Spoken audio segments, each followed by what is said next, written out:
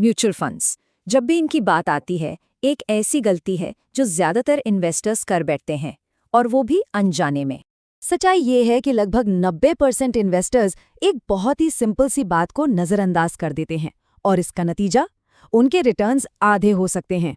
जी हाँ, बस इस एक चीज को ना जानने की वजह से किसी का भी पैसा जिस स्पीड से ग्रो कर सकता था, उससे 2 से 3 गुना धीरे बढ़ता है। सोचिए जरा। तो चलिए इस कंफ्यूजन को हमेशा के लिए दूर करते हैं। आज हम समझेंगे 7 अलग-अलग तरह के म्यूचुअल फंड्स को, ताकि हर कोई अपने लिए अपने रिस्क के हिसाब से सही फंड चुन सके।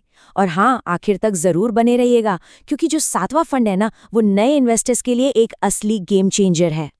ठीक है, तो शुरू करते हैं।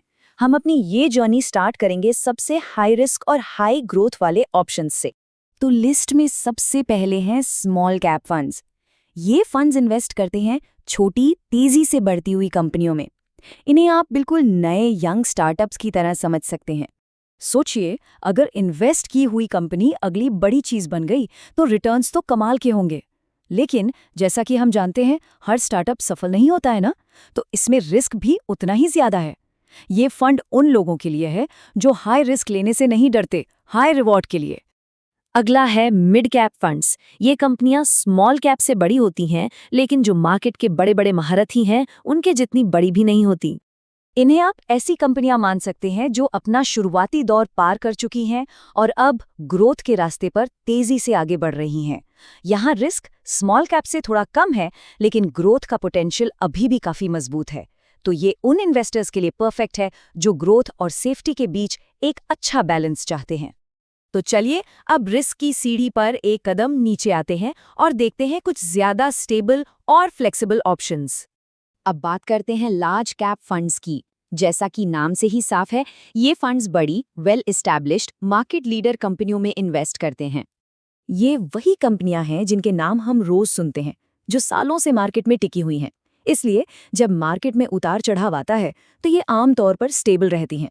अगर कोई ऐसा इन्वेस्टर है जो आराम की नींद सोना चाहता है और अपने इन्वेस्टमेंट को धीरे धीरे लेकिन लगातार बढ़ते हुए देखना चाहता है, तो ये बेस्ट है। लेकिन यहाँ एक सवाल उठता है, क्या हो अगर कोई स्मॉल, मिड या लार्ज कैप में से किसी एक को नहीं चुनना चाहता? और बस यही पिक्चर में आते हैं फ्लेक्सी कैप फंड्स। ये फंड किसी एक कैटेगरी में बंधे नहीं रहते। इनके पास आज़ादी होती है स्मॉल, मिड और लार्ज हर तरह की कंपनियों में इन्वेस्ट करने की। मतलब ये कि फंड मैनेजर मार्केट के मूड के हिसाब से पैसा मूव कर सकता है, जहां भी बेस्ट मौका दिखे। इससे हर सिचुएशन का फायदा उठाया जा सकता है और रिस्क और रिटर्न के बीच एक शानदार बैलेंस बनता है। शायद इसीलिए लॉन्ग टर्म इन्वेस्टर्स के बीच ये इतने पॉपुलर हैं। अब हम उन फंड्स की तरफ बढ़ते हैं जो कुछ खास स्पेसिफिक इन्वेस्टमेंट गोल्स के लिए बनाए गए हैं। 5वें नंबर पर आते हैं सेक्टोरल फंड्स। ये फंड किसी एक पर्टिकुलर इंडस्ट्री या सेक्टर पर फोकस करते हैं, जैसे कि टेक्नोलॉजी, बैंकिंग या हेल्थ केयर। अगर वो सेक्टर चल पड़ा तो रिटर्न जबरदस्त हो सकते हैं, लेकिन अगर उस सेक्टर में कोई प्रॉब्लम आई तो इन्वेस्टमेंट तेजी से नीचे भी जा सकता है। ये उन इन्वेस्टर्स के लिए है जिन्हें किसी पर्टिकुलर सेक्टर की गहरी समझ हो। 6ठे नंबर पर हैं डेट या लिक्विड फंड्स। ये फंड्स इक्विटी यानी स्टॉक्स में पैसा नहीं लगाते, बल्कि ये गवर्नमेंट बॉन्ड्स और ट्रेजरी बिल्स जैसी सुपर सेफ जगहों पर इन्वेस्ट करते हैं। तो यहाँ रिस्क ऑलमोस्ट जीरो होता है। हाँ, लेकिन इसका मतलब ये भी है कि रिटर्न्स भी इक्विटी फंड्स के मुकाबले कम होते हैं। ये सेविंग्स अकाउंट का एक बेहतर ऑल्टरनेटिव हो सकता है, जहाँ कोई अपना इमरजेंसी फंड या शॉर्ट टर्म गोल्स के लिए पैसा सेफ रख सकता है।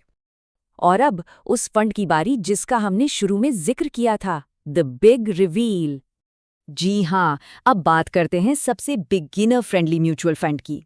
और 7वां और आखिरी फंड है इंडेक्स फंड्स।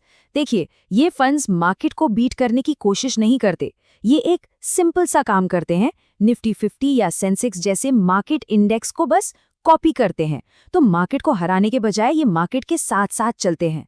क्योंकि यहाँ कोई एक्टिव फंड मैनेजर नहीं है जो स्टॉक्स चुन रहा हो, इसलिए इनकी फीस बहुत कम होती है।